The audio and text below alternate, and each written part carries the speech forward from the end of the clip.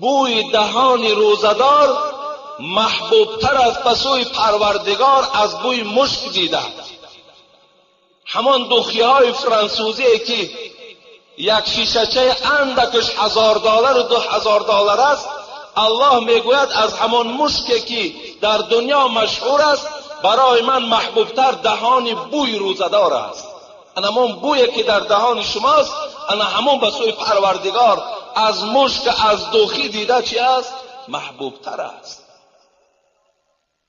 لصائم فرحتان، حبیب خدا گو روزدار دو خرسندی دارد، فرحت عند فطره و فرحت عند لقاء ربه. دو خرسندی دارد.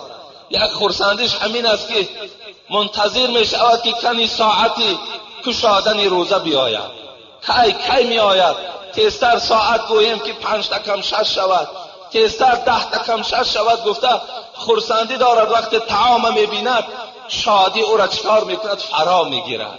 این حالت خرسندیش ای گفت. دویم خرسندی که روزدار دارد این روز قیامت است، عند لقاء ربی، زمانی که پروردگار جمالش آدمای روزدار را نشان میدهد. آن جمالی که در دنیا ما و شما شب روزن دعا میکنیم که خدایا از جمال جهان آرای خودت ما را با نصیب گردان. انا همون جمال جهان آرای روز قیامت پروردگار برای روزدارا چکار میکند؟ نصیب میگرداند. دو خرسندی ما و شما داریم. حبیب خدا میگوید لکل شیء باب و باب العبادت الصوم. هر یک چیز در دارد، هر یک عبادت برای خودش در دارد، لیکن در تمام عبادت ها این روزه ماه مبارک است. نوم الصائم عبادتون. حبیب خدا گو همون روزه داره که از تشنگی و از گرسنگی افگار شده است، مانده شده است، خسته شده است، خواب است، خوابش در نزد پروردگار عبادت نویسانده می شود. 3 ساعت خواب میکنی، 4 ساعت خواب میکنی. تصور کن تو در مسجد نماز خوانده ایستاده ای. برای آدم روزدار خوابش هم عبادت است. حتی پروردگار به سوی ملائکه ها چی میگفته است؟ انظروا الی عبدی. همون بنده که شما نخواستین که من در زمین بیافرم، پیدا کنم، نظر به سوی همون بنده کنین.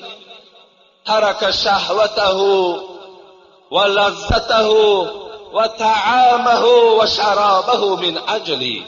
انا همون بنده امروز ببین طعام در پیشش است. بعضی یار رفیقای به انصاف دارد که خورده ایستادن، لکن این آدم نمیخورد.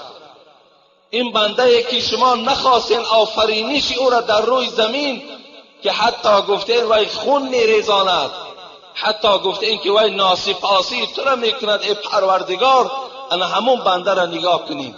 طعام در پیشش طعام نمیخورد، شراب در پیشش شراب نمی نوشد. لذت زن دارد، زن جوان دارد، میل به خانه‌داری دارد، لیکن به سوی او نزدیک نمی شود. از برای چی؟ من اجل. پروردگار میگوید این از خاطر من است. یدع طعامه و شرابه لاجلی. و این خوردن و نوشیدن و لذت و همه اینا به خاطر پروردگارش ترک ساخته است. از این خاطر من ثواب روزدار من خودم مکافات میدهم.